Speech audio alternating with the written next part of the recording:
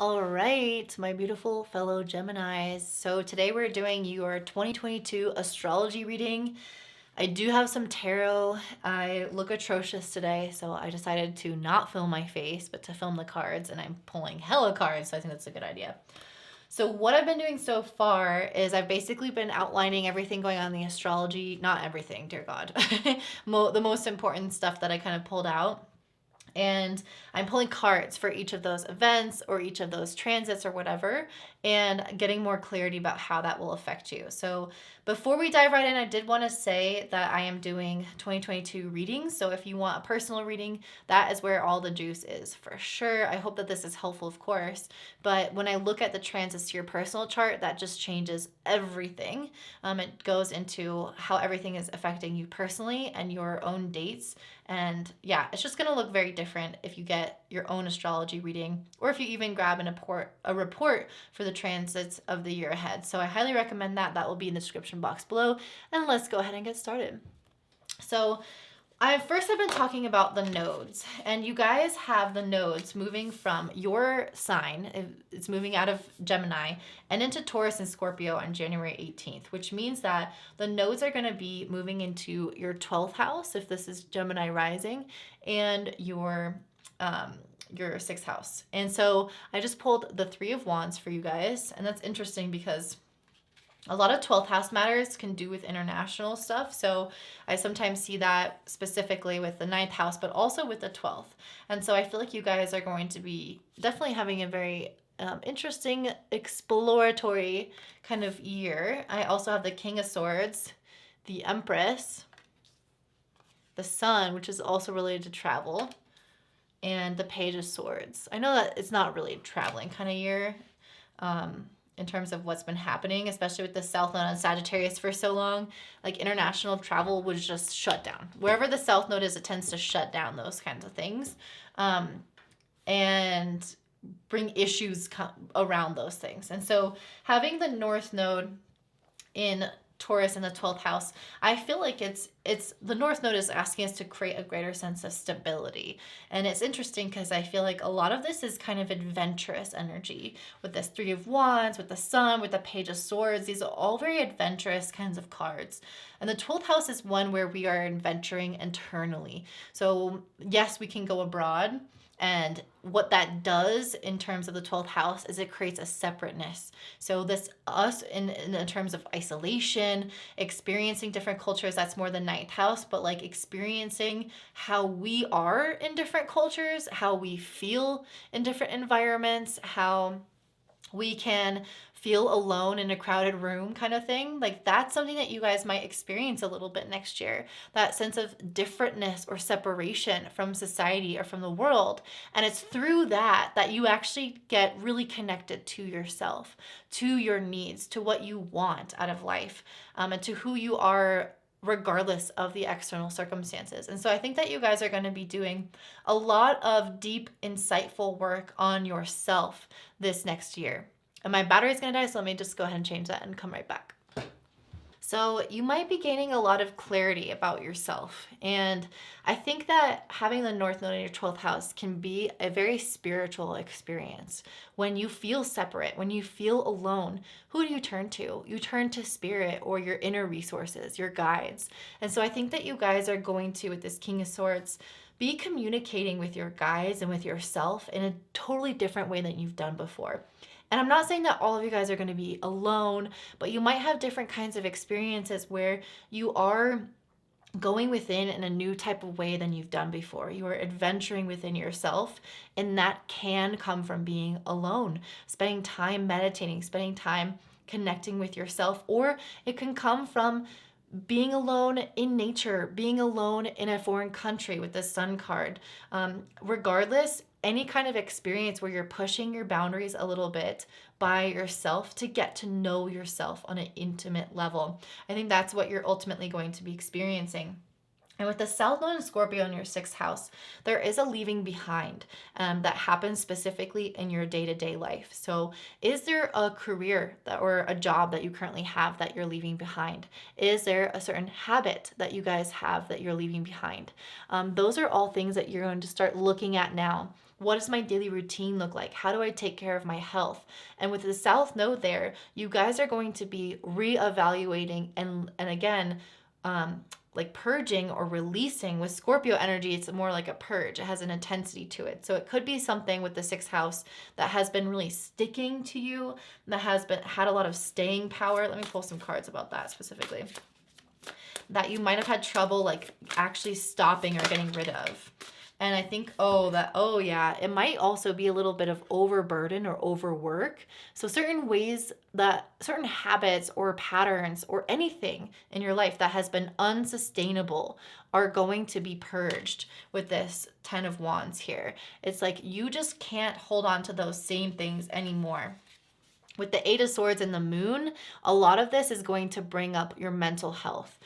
Specifically with the 6th house, it is all about anxiety. That's what I see with the 8 of Swords. The 6th house, Scorpio is more like the moon. But yeah, the 6th house, I definitely see this has Virgo energy. So it tends to over worry, to over plan, or try to control outcomes through anxiety, through thinking about the future. And so I think that you guys have been having some mental habits that have been unsustainable for you with the 10 of Wands next to the 8 of Swords. And with the South Node in Scorpio in the 8th house, you're purging those. You're releasing the physical habits that actually take place, as well as the mental habits, the same repeating thought patterns that you might turn to in your time of struggle or in your time of need. And I think with the North Node being a 12th house, it's asking you to turn to spirit more, to your connection, to the quiet time, to alone time, instead of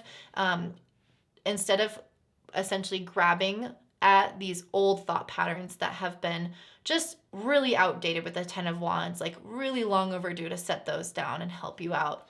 With this Moon card here, I think that you guys, especially because it is a South Node in Scorpio, are being asked to specifically examine ways in which you have been possibly like self-sabotaging. That can come up a lot with the 6th house and 12th house axis. Ways in which our habits or our thought patterns are really coming from a shadowy place and need to be replaced with this Magician card. The Magician card is saying that you guys have the tools to work through. I think a lot of this is mental. Some of it might be physical or have physical representations, but it's starting from the mental plane. And so specifically what you guys need to look at this year are the origins of the thoughts. And I think the origins of the thoughts are coming from certain shadows. So I have this certain fear I don't trust in life because of what happened to me in childhood, and because of that I now try to control the outcome, or I try to do this or do that, and I over worry, and that just is unnecessary. It's all unnecessary. And then because of that, I maybe overeat. So then the external starts. Or maybe I like talk too much and I am ruining my friendships, like whatever that is. Like there is some element here of the shadow in our childhood, developing the thought pattern, developing external symptoms, and then us with the Magician card coming in here and looking at all of it and cleaning it all up, cleaning out our mind, using every tool that we have access to facilitate healing, to facilitate a letting go. And so it seems like a really big moment for you guys to examine your mental patterns. And with this King of Swords being in the North Node section of the 12th house is indicating that a lot of the deeper spiritual work that you're doing is bringing a lot more clarity and consistency and steadfastness and stability within the mind.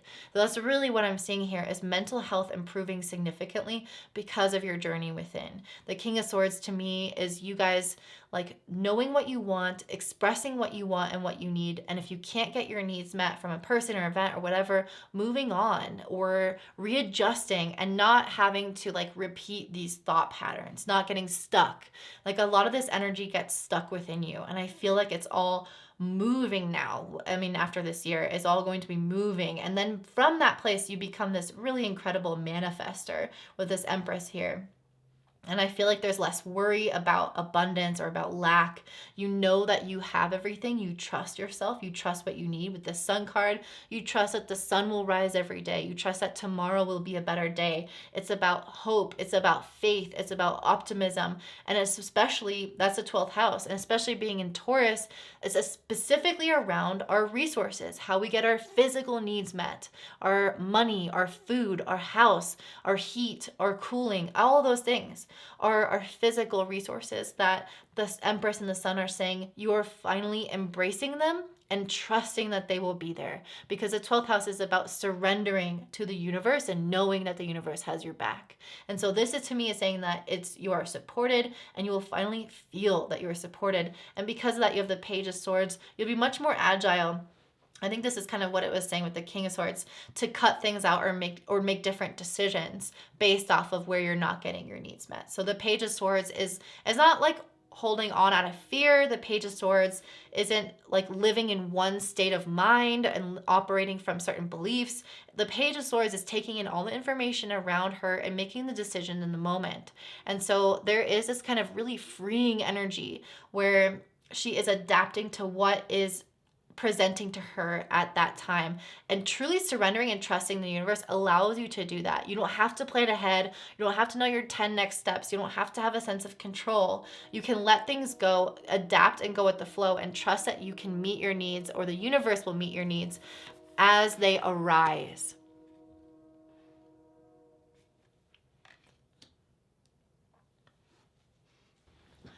All right, and then up next, we're going to be looking at Jupiter and Pisces. So Jupiter is entering Pisces on December 29th, and it's going to be there until May. Then it will dip into Aries for a hot sec, and then it's going to come back into Pisces. So this is very exciting for my Geminis, because Jupiter in the 10th house. Wow, you guys, this is when career manifestations start to take hold. And that's because you guys have done so much work with that Saturn conjunct Pluto that happened at the start of 2020. You guys did so much work on yourselves, because that was in your 8th house. That was you facing shadows. That was you getting over things, releasing the past, stepping into a greater sense of confidence and self-worth. And now that Jupiter is finally moving into your 10th house, you got the World card, which also represents, the 10th house also represents the world, the public, your visibility. I think that you guys are going to start achieving those things. It's going to be the end of one cycle and the start of another. And you're going to reach this new level of worldly success that you haven't before. And it's going to be in line with your passions with this Nine of Wands. I feel like you guys are going to be very enticing to people in a way. Like the public are going to be drawn to you.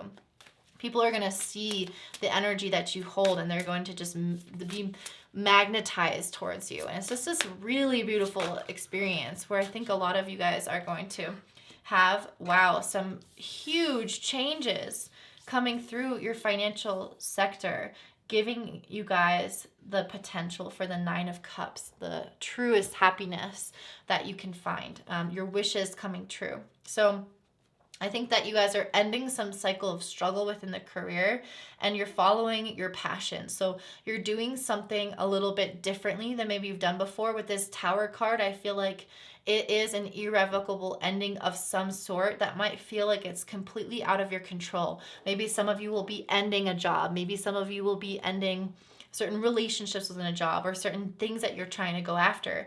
And then because of that, it opens up for this brand new beginning, or maybe not brand new beginning actually, with the King of Pentacles. It feels more like it's opening up to you to give you more time to achieve something that actually is lasting and fulfilling with the Nine of Cups. It's like it's something that is your dream come true, that you really want to happen, that is going to give you the most financial stability that you've ever had in your life. And so I feel like this Tower card is coming here to shake the foundation, to shake your core of who you are.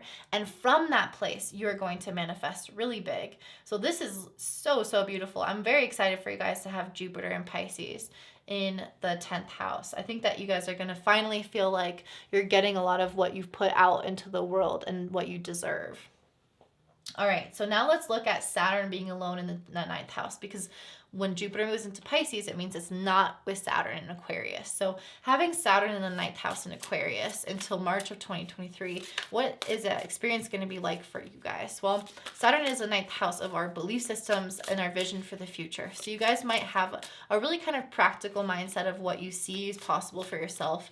The 9th house is also related to travel, Got the Ace of Swords. It's also related to living abroad, paperwork for living abroad, those types of things. So you guys might find that those things are a bit slower, a bit more delayed. You have to put effort into them. You have to put effort into believing, but already with the North Node in the 12th house, there is that element of faith unlocking for you. Jupiter in the 10th, career specifically, is helping you unlock faith in your life and potential. And then with the Saturn in the 9th, it's like, well, yes, I do think that it's possible, but like, let's not get out of hand here. Let's not go crazy here. Like, let's put limits on this. Like, let's think practically as well. Like, how is all this going to play out? So there's that element of Saturn in the 9th house that's kind of trying to bring you back down a little bit. But you know, it's not bad. Interesting. The King of Cups, the Judgment, the Hanged Man, and the Ace of Swords. You guys might experience,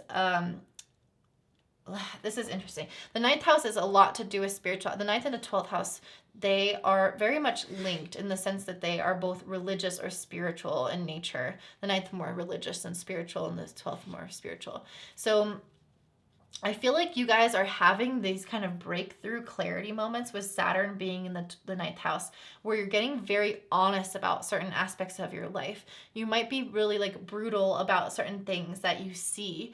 And with the Hanged Man upright, it's like there is a perspective change that you need to have. You need to make in your life. And it might even be in tandem with this Tower card or certain elements of your career change happening and unfolding. Specifically endings in career, you might have certain belief systems that are inhibiting this change or not in line with this change, or they need to happen simultaneously. There's something here about these planets being linked. I'm getting the feeling, because they were hanging out together. Now Jupiter's moving on, but Saturn is still, Jupiter's trying to give you those career blessings, but Saturn is still having you work on your belief system. So there is a connection here. There is a tie between these two. And the Ace of Swords and the Hanged Man is saying you are asked to shift a belief system. And with the Judgment card, it has the effect of completely changing your whole life and awakening you as a judgment to express or to understand or to initiate something new in your life that you haven't before. So this awakening is an internal awakening to become so much more aligned with your intuitive nature. Maybe you guys have had an enormous amount of self-doubt. Maybe you guys have trouble making decisions. That would make sense, because I also have that. I'm a Gemini. Maybe you guys, maybe it's indecision. Maybe you guys want to go after something, but then you limit yourself, like Saturn in the 9th. It's like, okay, I really have this big vision, but I'm just going to work on this little thing right now because it feels safe and it feels like a stepping stone, which is fine. But I feel like with this Ace of Swords, Hangman, Judgment, and King of Cups, you guys are awakening to the change of mindset that is going to help you live more expansively, but much more intuitively, because this is the 9th house of spirituality and the King of Cups. It's like, I'm not just thinking expansively because I want a lot of things and like my brain just does that. It's like I'm thinking expansively because Spirit has this mission for me and this message for me, and I am so in tune with that. I am so connected to that I am not running away from it. I am not limiting it. I'm going head first into this. With this Judgment card, you are awakening and rising up to their calling in this lifetime. And so I feel like you guys have to shift some existing perspective to do that. And then with Jupiter moving into the 10th house, it's opening all the doors. It's allowing you to step through. It's giving you that go ahead in your life to not just change the beliefs and then think about it. It's like, no, I'm changing my beliefs and I'm taking action, and I'm getting an immediate response from the universe saying, yes, you're on the right path. You are going on the right direction, or in the right direction. So, wow, that seems very powerful for you guys. I just got lost in the sauce there for a second. I just even forgot what we were talking about. Oh yeah, Jupiter and Saturn. Okay. And then you guys, in terms of like months for manifesting, May and June are when the sun is in your first house in Gemini. So this is a good time for people getting recognizing you more, having certain achievements come through, just kind of having more light shine on you in your life. Then Venus will be in your sign in June and July. So that's the month for money and manifestations and relationships. So it seems like a really positive time in that area of in that time of the year. And let's talk about Venus retrograde in Capricorn. I've talked a lot about this, but it is chilling out with Pluto for a while. It's going to be retrograde until January 29th in your 8th house of vulnerability and connection, intimacy. and finances, debt, things like that. So it's going to be hanging out there. And then it's also not even going to leave Capricorn until March. So you guys are definitely going to be experiencing a huge focus on intimacy and finances during that time, and really asking yourself where you have been closing yourself off, making bad decisions, and then aligning your decisions more so with your value system. So what do I actually value? Am I budgeting that way? Am I spending money that way? Am I cultivating relationships that way? Am I opening up enough in that way? Because what do I want? And so I'm pulling cards that now. I pulled the Page of Cups here, and I pulled the Fool. I feel like you guys are being asked to start over emotionally. I think that having the Venus retrograde in the 8th house is stirring up a lot of the stuff that you've held on to from past trauma. That's what I see the 8th house as. We cultivate and hold our past traumas in the 8th and the 12th house. The 8th house is where we consciously know we are storing those shadows. The 12th house is where we are avoiding them and putting them into that box, and we don't even know that they're there. And this is conscious. So this is even easier for you guys. It's giving you guys the opportunity to just open the box with your own willpower and take a look at the things in your life that have been holding down your heart and holding it captive. With the Page of Cups and the Fool, this to me is a releasing of the heart, an opening up of the emotions, jumping almost naively, so openly into something new or into some new beginning. It doesn't have to be like with a specific person, although sometimes the Page of Cups and the Fool can indicate like starting a new romantic chapter with a specific person.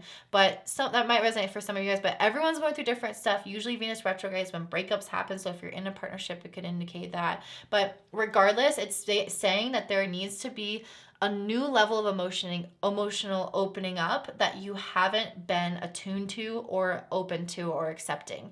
It's like the Page of Cups here is somebody or some circumstances in your life calling to you, beckoning you like a siren. Open your heart to me. Let's feel things again. Let's be intimate. Let's be vulnerable in our expressions. And the Fool card is telling you to jump into that. Don't be fearful of that, you know?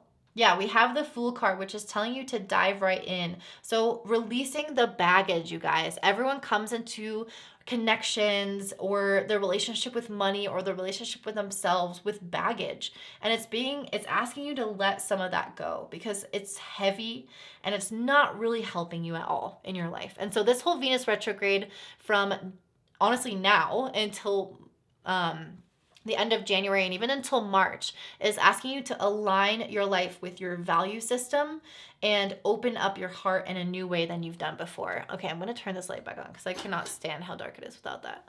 Does that look okay, guys? I don't know why I'm asking you as if I'm going to get any feedback, but I feel like I'm talking to you sometimes. Anywho, let's move on and let's have a look at what's happening on March 2nd.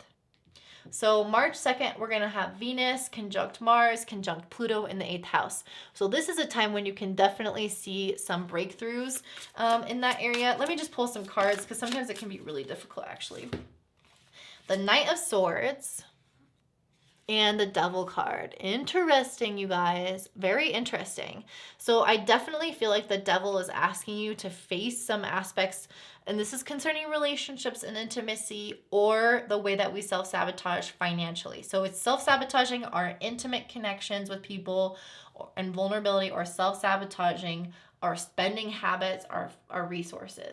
And okay, so with the Knight of Swords here, I feel like this is you guys running after those things and tackling those issues. So if you guys have been kind of maybe avoiding things or, you know, not wanting to get super into the depths of whatever this bad habit was, this bad pattern was, like this moment you are facing it head on. The only thing I would say is to be careful in regards to conversations, because on March 2nd, Mars and Pluto are with Venus. So you might have relationship conversations that are really triggering to some people. Knight of Swords with the Devil, you might say something that you don't mean, or it might come from a shadowy place that you are saying something. So the Knight of Swords is asking you to speak with clarity and speak with conviction and speak with integrity. Know that that's how you feel and don't speak impulsively, because that can be a warning with this card. With the Devil, it's also asking you, like I said, to face some of these really bad habits and traits and patterns head on.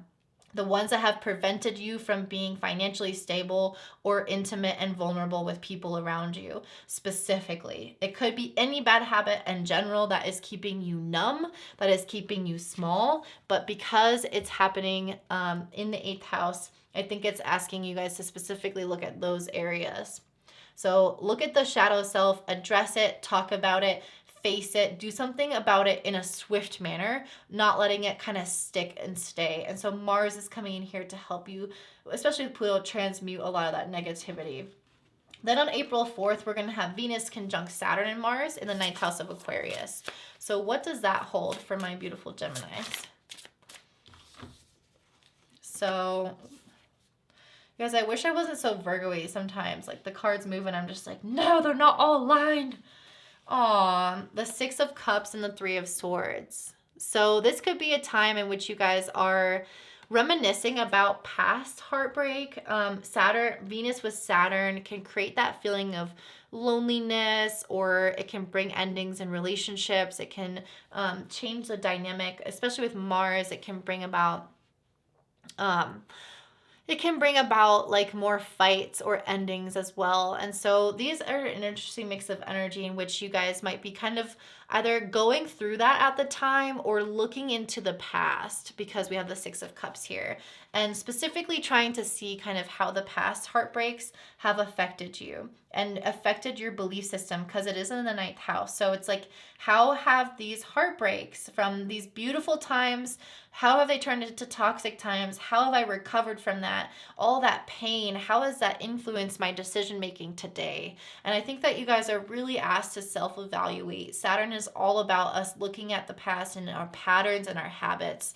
And Saturn wants us to stick with those habits, but Mars is there, and Mars wants us to get rid of it. And habits in relationships specifically, because Venus is there too. So you guys might be really approaching, I see a lot of this about like closing off your heart.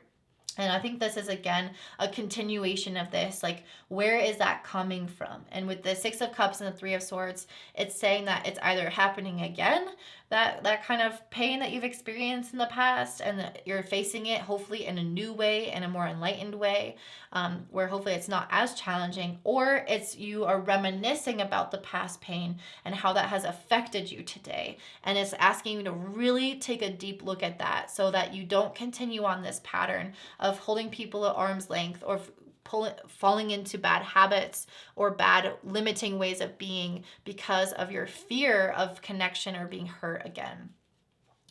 On April 13th, we're going to have Jupiter conjunct Neptune in the 10th house of career. So Jupiter and Neptune is one of the best aspects in terms of relationships, so like feeling really good in general. So like you might feel really good in your career. It's not the best for working, to be honest. Like it's not a productive energy, it just feels good. So sometimes when we feel good, it's like, which is interesting because I just pulled the 9 of Swords. Sometimes when we feel good, it's like we just want to chill, we just want to smoke weed, blah, blah, blah, whatever that is. So that is something that you guys might not fall into, but I don't know, it's just like not the best for career. It's like you'll feel really great about career, but it's like you're not really motivated. That's probably the word I want to say. You're motivated by higher ideals and not like earthly satisfaction as much. So I like this though, because I pulled the 9 of Swords, 2 of Pentacles, and 3 of Pentacles. So there is a growth process happening, even though things might slow down a little bit or might feel a little bit chill. You might feel really just peaceful and good in your career on April 13th, when Jupiter and Neptune not collide. God, that would be awful. But like align or next to each other. The 9 of Swords, I feel like I definitely don't think you guys are going to be worrying at that time. The 9 of Swords is an indicator to me of not worrying, of the exact opposite of that. I feel like it should be in reverse. 9 of Swords reverse, saying things are flowing, things are positive. Maybe the only thing is telling you with this 2 of Pentacles to keep up with that good energy with actual work. Make sure that you maintain that balance, because there, like I said, you can become a little bit too lax, a little bit too lazy at that time. And you guys still have a lot of opportunity coming in for you. It's just about, what, if you're acting on it and things like that. And then I also pulled the 3 of Pentacles. And I think that this to me is indicating that you guys do have the potential to possibly make some kind of beautiful work connection. So like this is the best placement, Jupiter and Neptune aligning, for relationships, to feel really good in those connections. And so the fact that this is Three of Pentacles, which is all about work relationships, to me is saying that that's going to really improve, or you can meet more people that you could potentially work with later. And it's like you guys will work very harmoniously together. Whatever dynamic is going on at that time is like, it's just going to flow. And so I think it's just improving the work relationships, asking you to balance the good feelings, the no stress with like productiveness, or productivity, because sometimes when we have no stress, it's like it's harder to be productive because we don't have that emotion or that trigger to kind of push us, right? So that's the thing I will warn against.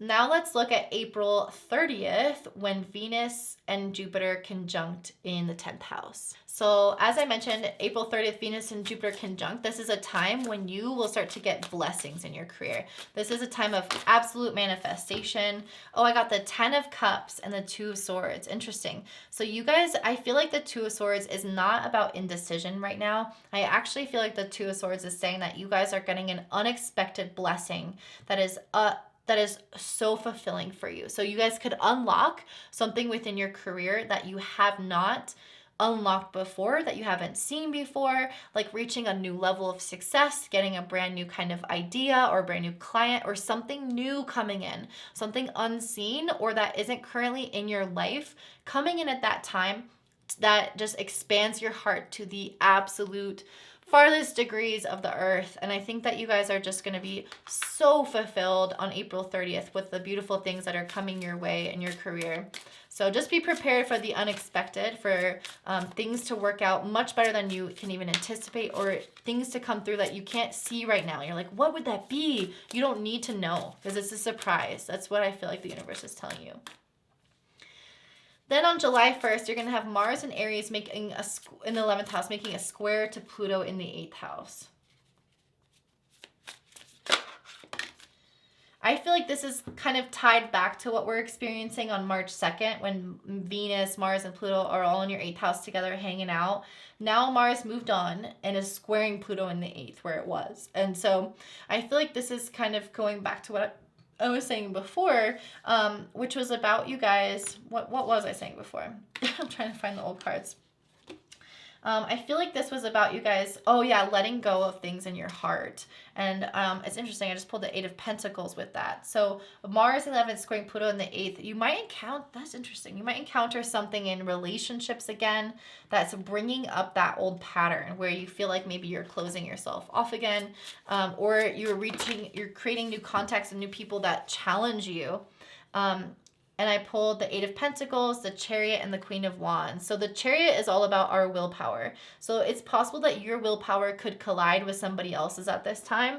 And it could bring about feelings of wanting to go within, of wanting to retreat or become less sensitive and less vulnerable because you're not quite seeing eye to eye with somebody, where you want something, someone else wants something. These horses want to go in different directions. The 8 of Pentacles and the Queen of Wands is asking you to stand in your confidence, in your independence, your intuition, and your sense of self, and also stand on the work that you've done on yourself already. Don't go back. Don't retreat into yourself and go into the shadows of whatever those were. With the Queen of Wands is saying, don't acquiesce, don't just like give in.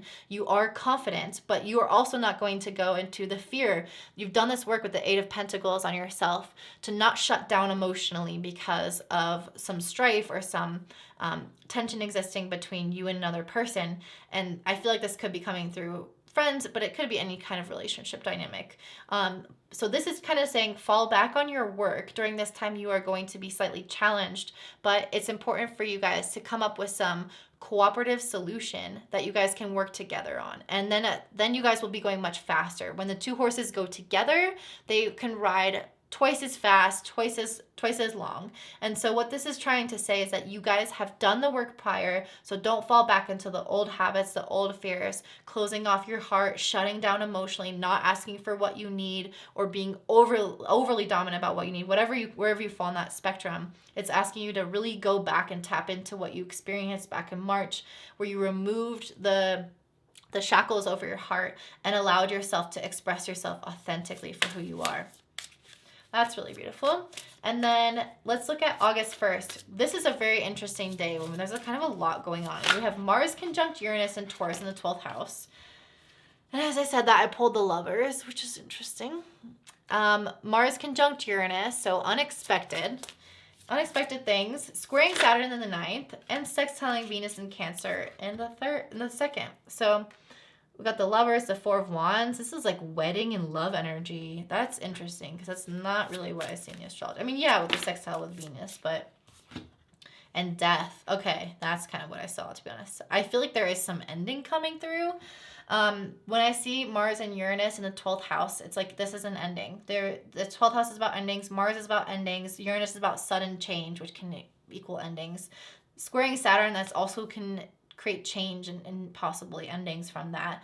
And so the death card makes a lot of sense to me. There is some letting go happening here that could be in terms of relationships because of these cards before it, or it can indicate that the death card is the ending of something and then you guys are entering into a new dynamic. So I think this kind of depends. It is making a sextile to Venus in the 2nd, so it feels like there's this really loving energy, this really celebratory coming together energy. Like it feels really beautiful. That the sextile to Venus makes so much sense.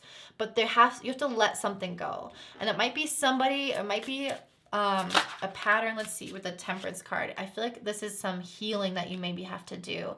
So you guys might be letting go something that it's intangible with the Temperance card, something from the spiritual realm, something energetic, something that has been holding you back from fully diving into a relationship with somebody, fully celebrating something coming back to you in your life in terms of a relationship or a relationship with yourself.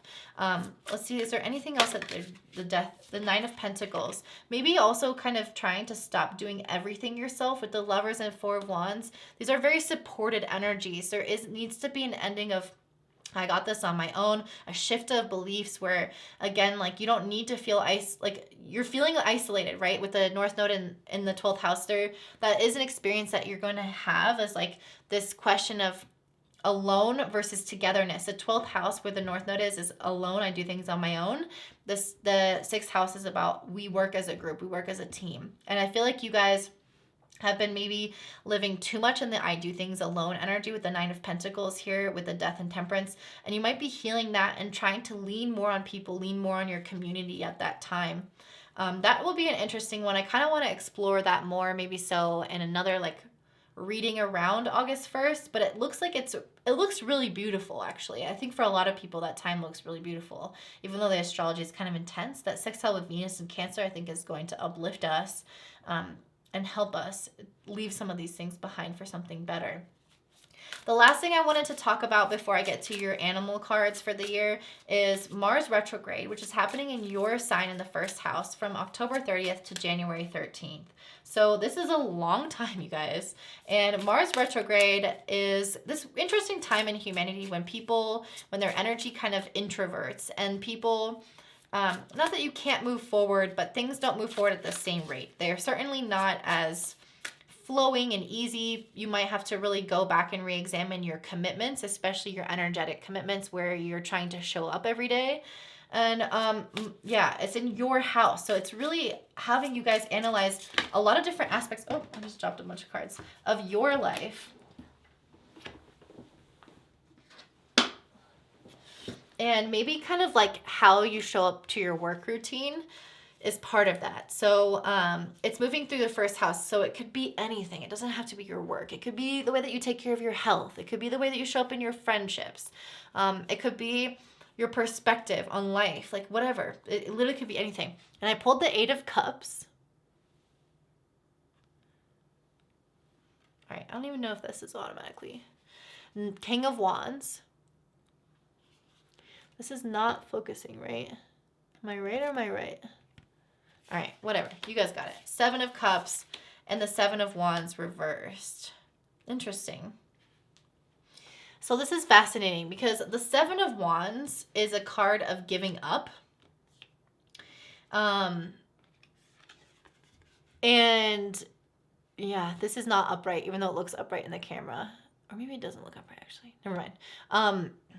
Yeah, so 7 of Wands is upright is like the phoenix emerging from the ashes, right? Someone believing in themselves that they can overcome anything, and so they do. But reversed, it's like, oh, I give up on this. I give up on this thing or this event or whatever this is in myself. And the Seven of Cups is like, I give up on this after a long time of indecision, of not knowing really what I want out of something or some situation, and thinking about a lot of my options. So it's like you guys, I feel like, are finally walking away from something with this Eight of Cups as well.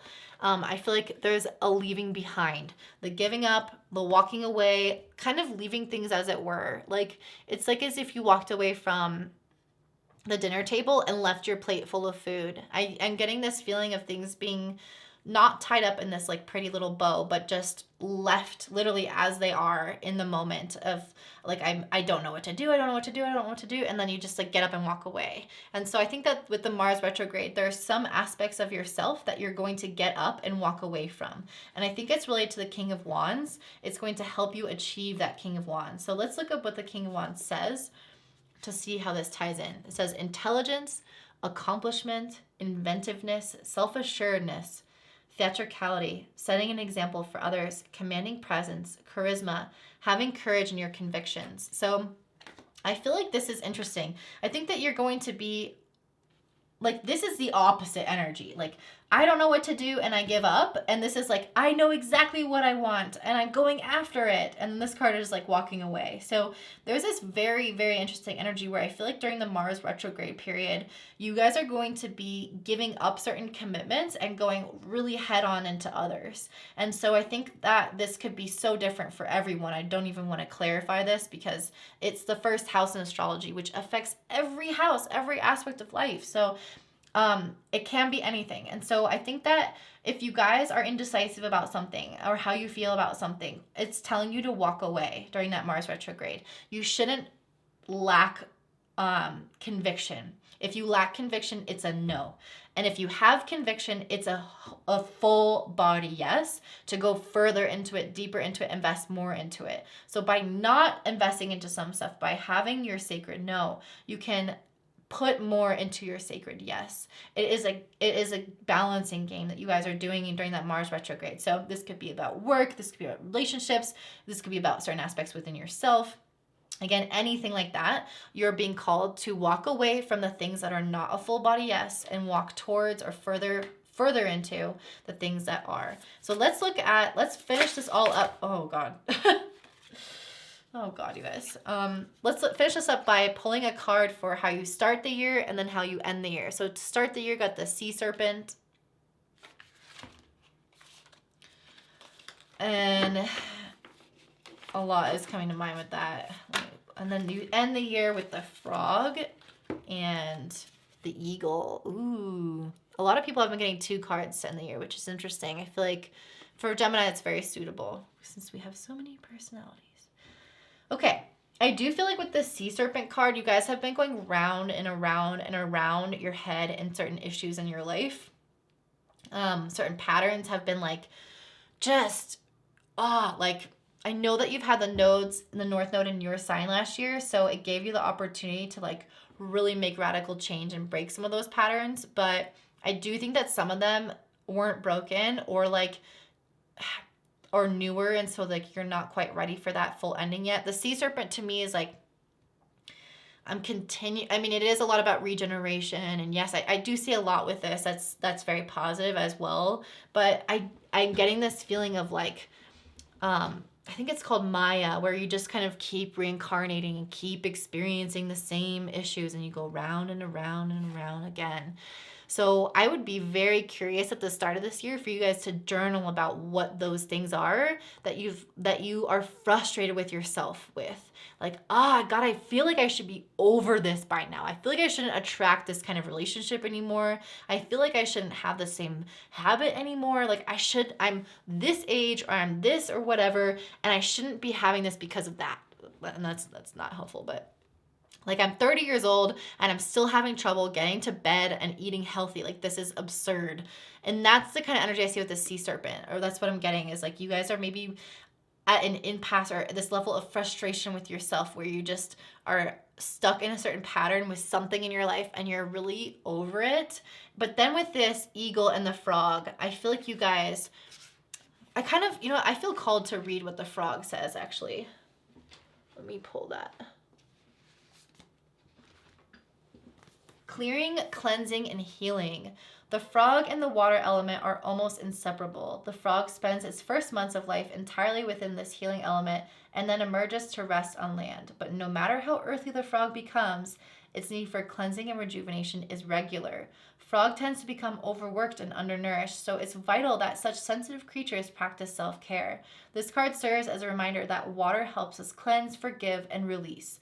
Time to dive in. Frogs aren't meant to carry a heavy load. Cleanse, forgive, and release. Okay, that is exactly what I was feeling from this in this card. And especially with the South Node in the 6th house, you guys are meant to be releasing certain ways in which you take care of yourself every day or take care of your responsibilities every day that are stuck in this habitual pattern that is less than ideal. So like for me, I have trouble going to bed on time. That's why I use that example. Or sometimes I do eat unhealthy. So there are like these really frustrating patterns within myself where I'm like, why do I keep with the same cycle day after day after day, which is 6th house stuff? And the South Node being there is asking you to purge and release that. And it's doing it from a really healed, cleansed type of place. And so you guys are really actually leaving behind some of these patterns because it's coming from a healed place, a spiritual place, a loving place. And you have perspective now with this eagle card that's helping you navigate different scenarios. Like you're able to go after what really matters to you because the eagle flies high and sees the long term. It sees what it's going for. And so it can stop these patterns because not only has it healed the shadow from which they arise, but it's also very concentrated, very focused on what it wants. And so it doesn't get all stuck in the little distractions of the day-to-day life that you might be stuck in now with the sea serpent. It's telling that you will fly straight at the goal, at the vision, and you will keep that as the motivator. And so it'll be so much easier for you to stick to a routine or stick to whatever you're looking for that has been a little bit self-sabotagey, especially in terms of like health, because that's what the 6th house is related to. Health and time management. So that area of your life is getting an upgrade by purging the old and focusing on your spiritual development and what you really, really actually want as a soul to achieve in this lifetime. So I see a lot for you guys. I see a lot of transformation in terms of relationships and intimacy. I see you guys really regenerating yourself in your day-to-day life and in your health. And I feel like you guys are going to reach some career success that you haven't seen before and think you're going to be really stoked about it. So I hope that this resonates for you guys. If you do want a 2022 reading, I'll have those linked in the description box below. Those will be specific to you and your chart. So you'll get so much more information there than you could, of course, ever get in a general reading because it will be in relation to all of your personal planets. Like, when is that actually happening for you? And so if you're interested in that, check that out. And guys, hope you have such a blessed holiday and a beautiful night. Bye.